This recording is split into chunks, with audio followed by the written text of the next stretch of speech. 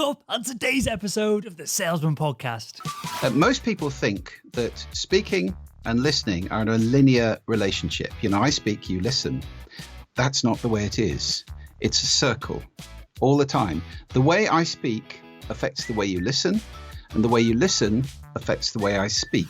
Hello, Sales Nation. I'm Will Barron, host of the Salesman Podcast, the world's most listened to B2B sales show, where we help you not just hit your sales target, but really thrive in sales. If you haven't already, click subscribe. And with that, let's meet today's guest.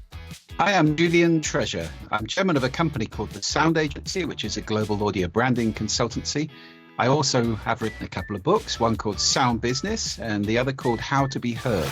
On this episode of the show with Julian, we're diving into listening, not just active listening. We all know what that is. Created listening, outer listening, inner listening, and a whole lot more. How you can enable someone to listen to you, even if they're seemingly not interested, what you can do to help them listen, and a whole lot more. So let's jump right in. So to get things started off, and I don't know if there's an answer to this, but is there a definition or is there an explanation of what a good listener is? Is there a way to differentiate a good listener from a bad one, other than I enjoyed speaking to that person and I didn't enjoy speaking to that one? Yes, I think the most important thing here is consciousness, is to be conscious that you're actually doing something when you're listening. Most of us confuse listening and hearing. You know, you hear everything all the time. Your ears are always on. You have no earlids. They're fantastic. They are your primary warning sense. Sound goes in there, but listening is a two-stage process where you select some things to pay attention to, and then you make them mean something. So I call listening, my definition is making meaning from sound. And that's crucial because you're doing something in your brain. It's a mental process. And if you become aware that you're doing something and that it's a skill, then you're in a different world from most people who automatically do this stuff. And it's normally not really listening. It's partial listening or selective listening or not really paying attention much at all. You know, yeah, I am listening. No, you're texting. That's not listening. So the first and most important thing is to be conscious. And if you become conscious, that's the doorway to becoming a brilliant listener.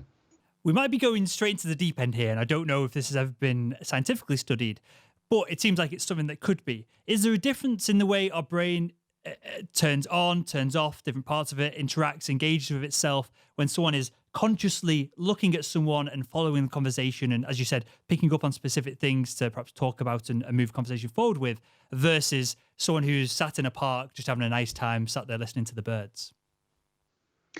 Well, you listen with your whole brain. It's becoming clear. It's kind of a holographic process, although the very first part of sound going in is non-conscious. It's to your limbic system, the old lizard brain, because a sudden noise behind you will change you physiologically. Your heart rate jumps and your breathing changes and you get ready to fight or flee. So there's a kind of non-conscious level at which your brain responds. But as soon as you're into this interpretation, selecting, meaning making stuff, that's happening all over the place. You're drawing memories. Have I heard something like that before? Have I heard this person before? Or this kind of person before? How would I expect this to go? All of this stuff starts to go on, and it happens all over your brain, although there are certain areas which are much more fired up than others. So if you're consciously listening, again, I would say you're probably using more of your cortex than somebody who is just sat sort of passively not doing much and not really paying attention to the process that's going on. It's funny, I've got a draft in the flat at the moment. I need to get these windows sorted. But occasionally the door will just open, and there's only me in here. The studio looks fantastic, but if you looked at any other angle from it, you'd see that this is just it's a huge room, but it's a spare bedroom in a big flat here in beautiful Leeds in the UK. Every now and again, when I'm recording, hopefully you can tell me if I'm doing good or bad at this at the end of the interview, perhaps. But I'm trying to consciously listen. I'm trying to process everything. I'm obviously trying to structure the show as well as we go through it. But that door will shift, and immediately I can feel my adrenaline of, I'm just about to be attacked, or the police are here. I don't know why the police will be here, and all these things go off in my mind. And you might see it occasionally. I'll go, no, it is just me in here. So I totally appreciate what you're saying with that, Julian. And on that, how do we know if we are good or bad at this? Is this something that is difficult to know yourself, but you can ask other people for feedback on, or is there a way to measure some of this? Well, there's no graphic. You can't wear a watch or have an app or something like that. The best way probably is to ask friends and people who know you really well and just say, listen, I'm looking for honest feedback here. If you're in an organization, I think it's fantastic to have 360-degree appraisals and ask, how good is this person at listening? And then you get some feedback from people who had the experience of being, I don't know, interrupted, ignored, talked over. That kind of stuff happens all the time, and we're not conscious that we're doing it to people. So it is possible to self-appraise when you can ask yourself, how well do I listen? And once you start to think about it, then you really can get some insight. Nevertheless, asking people around you is probably the best way to assess. If you're in a sales situation, ask your customers, the ones you know really well. How good am I at listening to you? I'm working on this now. This is a project for me. I'd love your feedback. Any tips, any feedback on the way I've been listening to you in the past? That could be a very useful way of forging a deeper relationship with good customers that you know well. And if you are in conversation with someone who isn't a good listener, does this red flag up to our brain of this person's just not listening to me? Or perhaps do we get a gut feeling that something isn't quite right here? How conscious are we on both sides of this before we dive into some of the tactics of how to get better on it? How conscious are people of whether they are a good or bad listener, and how much is this on people's radar? It has a huge effect. Most people think that speaking and listening are in a linear relationship. I speak, you listen. That's not the way it is. It's a circle all the time. The way I speak affects the way you listen, and the way you listen affects the way I speak. So there's this circle going on all the time. If you stop listening to me, and I can tell if you do that, it's body language. Your head starts to go, your eyes go, you're looking somewhere else, you're doing something else. I don't know about people listening to this, but I've had the experience of presenting in meetings in different cultures where it's considered quite okay to sit around a boardroom table while somebody is presenting, doing email, or even taking phone calls. Now, in my world, that's pretty rude. In their world, that's normal. Yeah. So there's culture that you have to consider. Nevertheless, it is pretty clear when somebody's not paying attention to you. And immediately you feel your hackles rise. You feel not understood. You feel not valued. You feel disrespected. And you start to become angry and maybe start speaking more stridently or becoming more animated or whatever it was. And eventually, are you listening to me? Will come out. Because it's frustrating. I mean, what's the most common complaint in relationships? He or she never listens to me. So listening, it underpins every relationship we have at home, at work, and so much in selling, absolutely in selling. I think listening is the most important part of the sales conversation. So you've in my mind, you just turn this on its head for a second, and we're going to stop on listening and start on speaking just for a split second here, because you said something at the top of the show that I scribbled down. And that was, we feel bad when we're talked over, when we're ignored. And that strikes me as this, if I visualize that as a stereotype, it's some big, loud, boisterous, ego-driven individual who's coming in and trying to dominate the conversation or manipulate us or push us one way or the other. However, when we feel like we're not being listened to, that might be our response of being boisterous and loud. And then we get into this, rather than a circle of conversation going back and forth, we then get into a battle, right? And it's a downward spiral where no one wins. So just to touch on this, if we take responsibility for enabling the other person in the conversation to listen to us better, if we take responsibility for their listening and we take responsibility for everything here, how do we speak so that it's easier for them to listen and process, and how much of the work can we do for them? Well, that's a fascinating question, and a very, very good one that you should ask. Actually, I distinguish 3 different kinds of listening, and the one you're talking about, I call created listening. So you've got outer listening, which is listening to sound, what we've been discussing pretty much so far. You've got inner listening, which we should talk about in a moment, which is listening to that little voice inside and building a relationship with that voice, which, for many people can be negative. And then you've got created listening. Now, there's a wonderful phrase which may shine a light on this for people, which I always say, you always speak into a listening. And that listening is co-created. So you have a listening which is formed by a bunch of filters that you've developed over your life. Your listening is unique. It's unique. It's as unique as your fingerprints, your irises, or your voice print, because you were born into a particular culture. You speak a particular language. Now we share that, but here it starts to diverge. You have values, attitudes, beliefs that you've accreted along the way from parents and teachers and role models and friends and whoever. You may have expectations or intentions about this conversation. You may have emotions going on. It's pretty hard to listen when you're upset. You may have assumptions about the way the world works or the way this conversation is. So all of these things fashion your listening, and you're making meaning from sound. So you're making different meaning from the sound around you, to me, and to anybody else in the world. And it is a huge mistake for a salesperson or anybody in a conversation to assume everyone listens like I do. They don't. You always speak into a listening. So you're bringing your listening to this conversation. And also I create a listening for myself. So, you knew a bit about me before we had this conversation. So there's that. You have that listening for me. This guy's good at speaking. He's done TED, all that kind of thing. So that would change the way that you come into this call with me. If I'm late for every appointment, people will have a listening for me as a late person. Better tell Julian it's 10 minutes early, you know what he's like, So we create these listenings by our actions and our words and our history and our reputation and so forth. So you bring your bit, I create my bit, and what that fashions is what I call a created listening, which is changing all the time. It's unique to this conversation, unique to this moment, and everybody listening to this podcast is going to have a different reaction and relationship with it because they all have a unique listening. Now, the trick here is to ask yourself, what's the listening?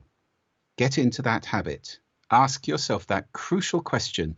Every sales call, every presentation, whether you're talking to one person or 1,000, ask what's the listening? Because when you start to ask that, you just get good at sensing it. I can't tell you how that works, really. I think it's nonverbal communication, it's maybe pheromones, I don't know what it is, but it wouldn't be pheromones in this conversation, but you can spot the listening. I can see your face, I can see how you're reacting to me. If you were lying back slumped like this, I would have a different feeling about how the conversation is going. So what's the listening? What's the listening? That is crucial, because then you can change it, because the way you speak, if I'm talking to, I get put on many times after lunch because they say he's supposed to be quite good. Put him on in the graveyard shift and he'll wake people up after lunch. So I get that quite a lot. And I know that at that moment, the blood's all gone to the gut. Most people are feeling a bit groggy. I may have to work a bit harder here. And I can spot it as I look around the audience, half closed eyes or heads being supported or whatever it may be. You have to work harder. On the other hand, if everybody's leaning forward and energized and excited, you're absolutely working. So, I got this after years of walking into boardrooms and so forth. I could look around a table on walking into the room and go, they'll be all right. This guy's going to be a problem. So, you just get good at it. And that's a key question for any salesperson. I would say in any conversation, what's the listening I'm speaking into? How can I best speak into that listening? Well, on pheromones, maybe we need a scratch and sniff version of the podcast done retrospectively, and we can send out these, if anyone's going good or bad, we can have different smells that go along with it. That'd be like a 4D version of the podcast. But I'm sure it'll come one day. or just, your earphones squirt something in the side of your head as you go through it. But other than that, because it seems very simple, Julian, to say, I walk into a boardroom, I've got enough experience that I can see that person is not interested. That person's the key decision maker. They're super keen. They're going to be the advocate. They're going to get everyone else excited. So all I need to do is perhaps get them talking about things and get them excited, and that their excitement will be contagious, and people have more of a relationship with them than they do with me, and they understand the social dynamics within the room. Is there any way to accelerate that process other than going into boardrooms and being hit hard over the head by being asked to leave multiple times before you get it right? Is there any exercises that we can do? Are there any things that, 9 times out of 10 we should be looking for? Just asking that question is the key thing. In my experience and having worked with a lot of people, it's the key thing because, again, the doorway is becoming conscious. What's the listening? Most people don't ask that question. They just walk into a room and assume everybody's listening in the standard way, whatever that might be. So you ask yourself the question, what's the listening? And you will start to become more acute. Just asking the question is 90% of the battle. And then it's experience, yes. And then it's how cute can you be with the kind of tactics you just mentioned. Absolutely right. So that's created listening, and it's very important. I mean, just to talk about inner listening for a moment as well, because I think that's an often underrated form of listening. You know, we all have a little voice in our head, the one that, for anybody listening to this, just said, what little voice is he talking about? That little voice. It's there all the time. It's often critical because it's probably trying to save us from some past embarrassment or mistake or pain or whatever it might be. So, you know, the voice that goes, don't you dare go on that dance floor, or don't put your hand up, or don't do this. You know, it's often a don't, or it may be, you idiot, you've done it again. That kind of negative talk. The important thing to realize about that voice is that you are not the voice. You are not the voice. If you're not the voice, who are you? You're the one who's listening to the voice. Now that puts it in a completely different context. I tend to think of it like I'm on the throne in my head, in charge, and the voice is like a jester or a naughty kid that comes up with a message. And I'm perfectly able to say, okay, thanks for sharing. Now be on your way. I'm going to do it anyway. I can listen. I can assess. I can ask, is it true? Is it kind? Is it helpful? And if it's not, then I can say, all right, I'm going to ignore that. And if you need to retrain the voice, you know, there are ways of doing that with affirmations and post-it notes on the mirror in the morning and things like that. If you're going to do that kind of thing, it's good to use the second person. You are a brilliant salesperson, or you are intuitive and imaginative.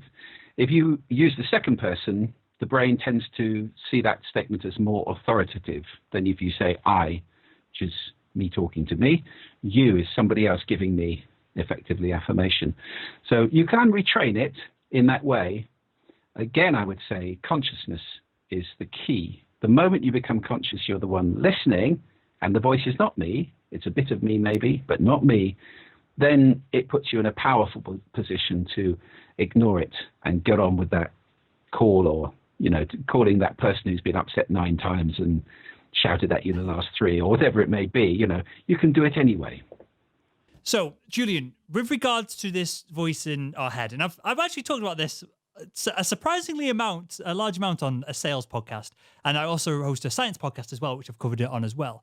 Let me throw this at you and tell me if this sounds like complete nonsense or if there might be something to this. So I watched a YouTube video quite recently, and it was going through a series of experiments that were done on individuals that were unfortunately, I guess, somewhat lobotomized. However, I think it was they thought that severing the whatever would be called between the two sides of the brain, the two halves or hemispheres of the brain, they thought that getting rid of that mass, that material, would solve, I think it was epileptic fits or something like this. And they did this experiment where they had a board in front of the individual. So one side of them had one eye and one arm. They could see either side.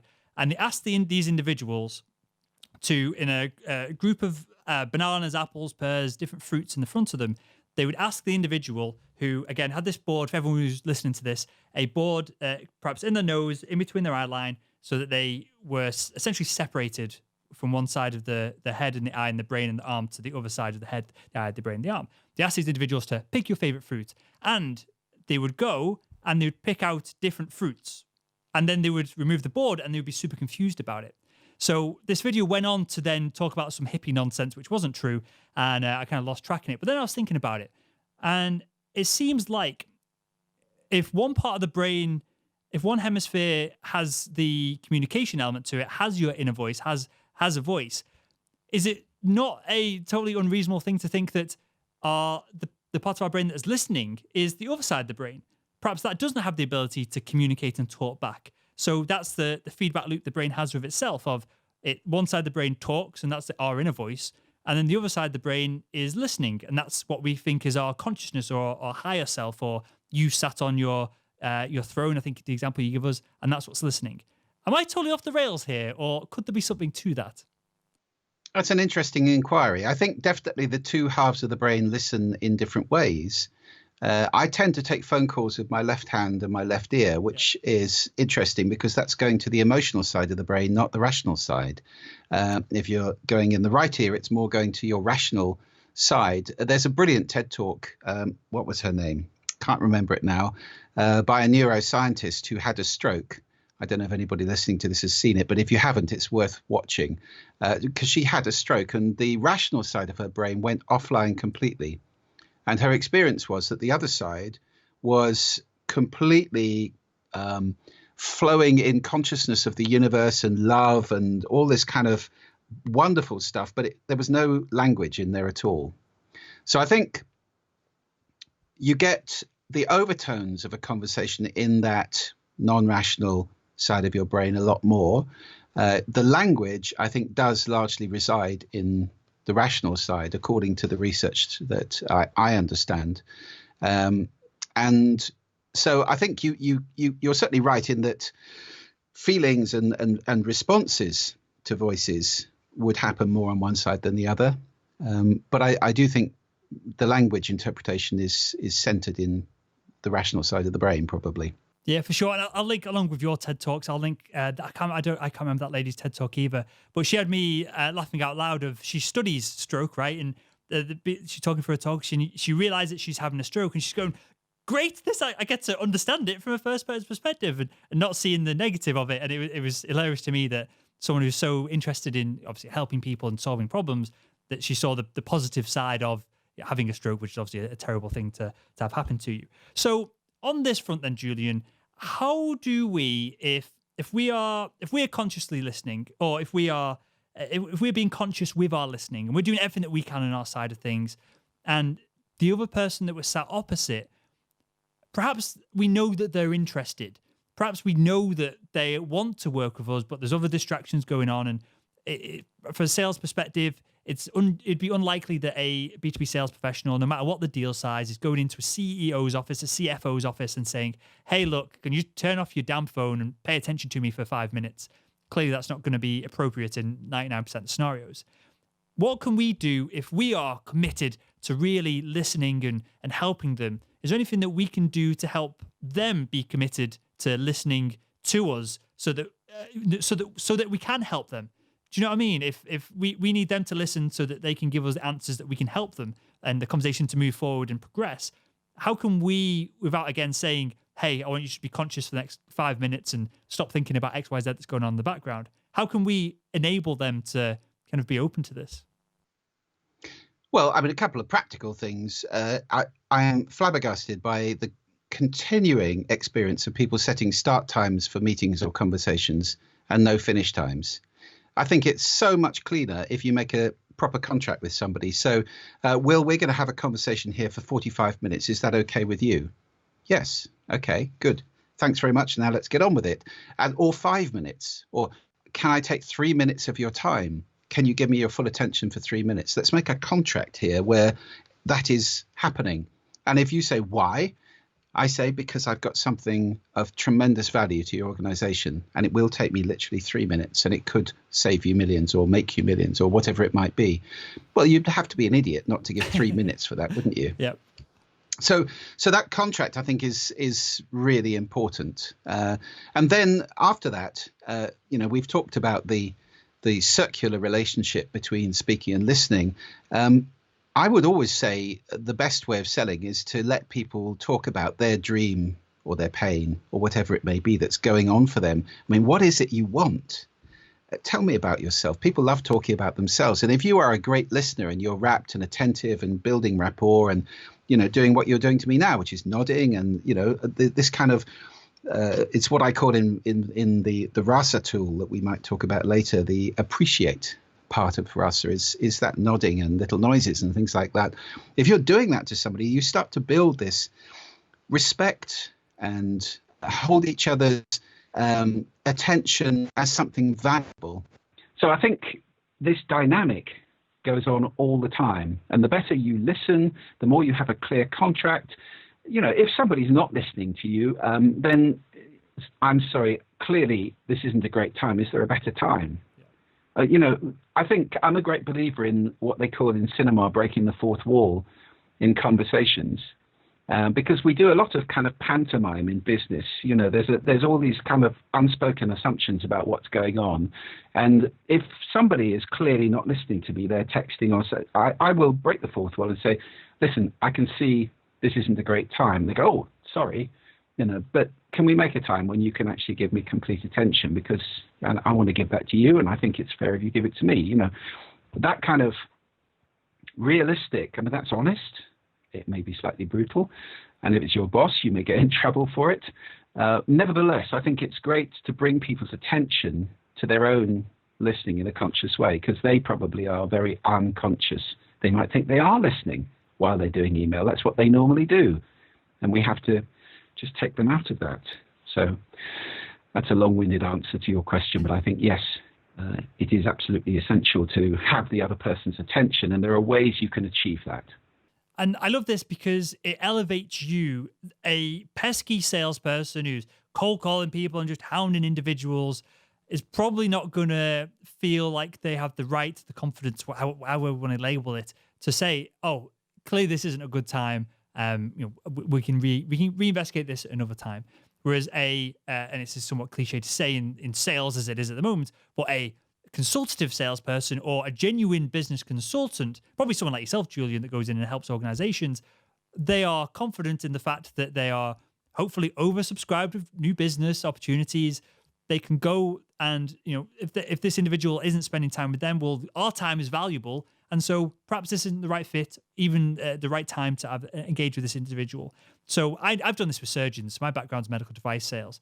And there's been plenty of times where surgeons been too busy, they've been doing this, they've had another priority, and the best will in the world, they want to sit down with you for 5 minutes and just go through something, or they want a bit of training on a piece of hardware, or I used to sell camera systems. How to turn the camera system on and print stuff off was a challenge for a lot of surgeons. But a nurse comes in, another member of the team comes in, and they're being pulled this way or the other. And I always found, maybe I was too dim to not be conscious of this. But I just asked them, when's the better time to speak to you? And immediately they'd go, oh, rather than you trying to pitch them and sell them and take a 5-minute conversation and put it into 2 minutes, I always found that they appreciated that, as opposed to it being something that is scary to ask. I actually found that there's great benefits in asking it. So right, Will. Actually, there's a nice analogy or a metaphor for this, which is go onto their island. I mean, the one of the most tremendous attitudes to go into any sales conversation with, I think, is curiosity. Yeah. Somebody training me a long time ago talked about being ferociously curious. And I think that's a great way to be, because if you're really curious about them and you want to go onto their island and find out how it is for them, and you remember, this is not about me. This is about them. If you make it about them and you're genuinely interested and compassionate and curious about them, then the conversation is entirely different from if you stay on your island kind of lobbing mortars over there and trying to score a direct hit. That's not half as productive. So I think curiosity is really, really important, and compassion and forming a relationship where you actually do care about them.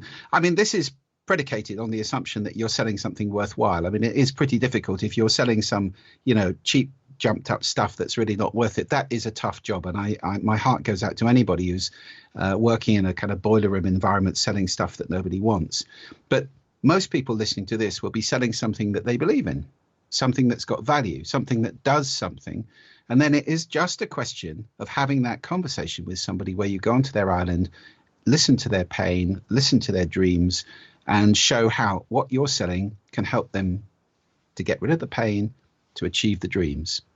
The feedback on this show, Julian, is life is too short to be selling some kind of nonsense. I don't believe salespeople should be in sales for more than 5 or 10 years. I think it's an incredible a position to be in, to be able to earn essentially uncapped amounts of cash, to put it bluntly, based on your effort and your skill set. And so it's an amazing way to become financially free, to save up, to pay off your mortgage, whatever it is that you're trying to achieve with that cash.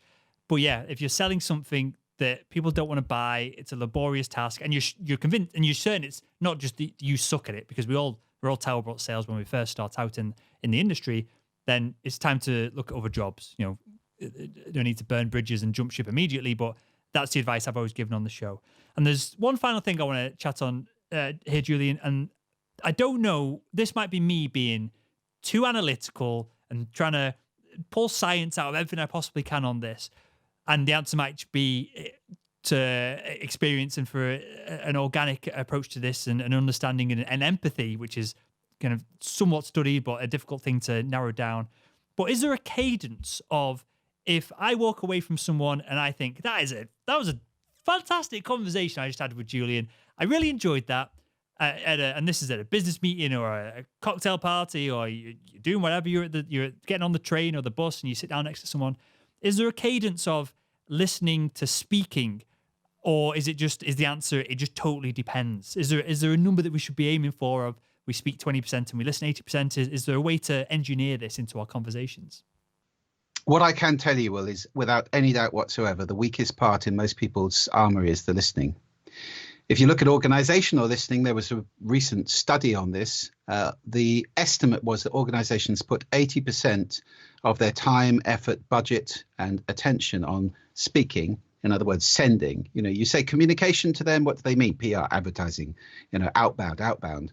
Listening is a really, really underrated skill. So anybody listening to this, I would say if you want to really focus on anything that's going to make the biggest difference, it would be the listening part of the conversation. I wouldn't necessarily put a number on the time in a conversation, any given conversation, but I would say that probably in most conversations, we speak too much, we don't listen enough, and we don't listen well enough.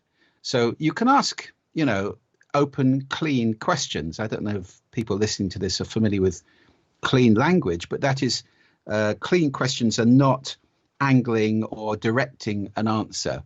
Now, that obviously is something that we train not to do in sales I started in sales. I have a long sales background, and I'm well aware of all the very not clean questions we can ask that direct somebody in the right direction that we want. Being conscious of when you're doing that and when you want to actively engage with clean questions, that would be, what did you have for breakfast is a clean question. Did you have the eggs or the salmon for breakfast is a directed question. So, it's an alternative close in effect. Perfect. I'm going to ask you this one question. It might be a weird question to ask you, or you might get this all the time. I'm not sure. But this is something I typically ask for context for the audience. When the conversation wraps up, when we stop recording, I usually ask for feedback on my questions, the kind of build up to getting the interview in place and the back and forth that goes with all that. But I want to ask you just some feedback perhaps on this right now, and feel free to absolutely grill me with this, Julian, and go in hard if you feel like this was the worst interview that you've ever had in the whole of your life. Hopefully not. But if you were to do this interview again, from my perspective, if we could swap brains for 5 minutes, how would you improve the questions that I've asked? Do you feel like I've listened to you? Is there anything else is there anything you change from my perspective on this? And that'll hopefully give the audience some context of what they can look for when they're going through these different conversations with potential customers. No, I felt very listened to, Will. And it's interesting. Your listening has been particularly coming from a more scientific point of view. So I've been conscious that there's a scientific listening here because of maybe your background in medical and so on and so forth. You've asked a lot of questions about the brain and the science of it and numbers and proportions and so forth. Other people would have asked different questions, but you're you, and this is your podcast, and it works with these things. Your enthusiasm is infectious, so I felt very happy, engaged. There's been matching and mirroring going on. That's how you build rapport. I'm not quite going to match your pace because you're a very fast speaker. Yep. That's not my style. And, anybody selling, I'm sure they all know about mirroring and matching. Just it's a good idea to match the pace of the person. But I have sped up a bit to be, on your level. Otherwise, I would come across as, quite serene and a little bit, laid back and so forth, which is probably my more natural way. So I think you've done a great job. I think you do a great job. I think it's a lovely, bright podcast, and I think the questions you've asked have been very interesting ones, actually. Ones I haven't been asked a lot of times before. So that's been stimulating for me. So Good. Thank you. Thank you. And from that, it seems like it stimulated interesting questions, clearly something that salespeople can do. So I will take that as my ego just got a little bit bigger. I appreciate that, Julian. And then from what you were saying, perhaps I should have I should, in the kind of final few seconds of this conversation, I should slow down my pace. You're very good at pausing as well for impact. And I'm really terrible at that. It's something that I consciously have to work on. And I've been told that in the past. So I'll take that as that maybe goes back to the original size it was now, that you've broken my heart with that comment as well. But with that, Julian, I've got one final question, mate. It's something that I ask everyone that comes on the show. And that is, if you could go back in time and speak to your younger self, what would be the one piece of advice you'd give him that would help him become better at selling? Oh, immediately listen. I was taught all the methods and tools and techniques, dipper.ida and all that kind of stuff in those days. It was all about what you said. There are two more important things than what you say. There's how you say it, which is a different conversation that we haven't really had. But, check out my TED Talk on speaking, anybody who wants to understand this, or my book, How to Be Heard, where I go into this in great detail. How you say it matters more than what you say a great deal of the time. And listening is the third and the most important component of a conversation. So you've got the three bits: what you say, how you say it, and the listening. And I was not taught to listen, and I wasn't taught how to use this amazing instrument we all use, the human voice. Just had a script. This is what you say. And, the same script in two different hands can be completely different experience for the person at the other end. So I would say learn those two things, my young self, and I would have had a probably less of a bumpy ride at parts of my life. Amazing. Well, I'll link to the book. I'll link to a couple of your TED Talks. I'll link to the other TED Talk that we mentioned earlier on in the show. But Julian, is there anything else you want to share with us, and share where we can find out more about you personally as well, sir? Well, I've got a website, juliantreasure.com, and welcome anybody who wants to come by there and keep in touch. There's some goodies on there that you can download. And there's more information about the books and about what we're doing. We're actually really hoping to develop a communication academy over the next few months, where there's a lot of online courses about the power of speaking and the power of listening and these things. I'm so passionate about these things, and I really want to spread the message about the stuff we've been talking about today. So it's been a real pleasure to have this chat with you, Will. Amazing stuff. Thank you, Julian, for your knowledge on this, your insights, and thank you for joining us on the Salesman Podcast.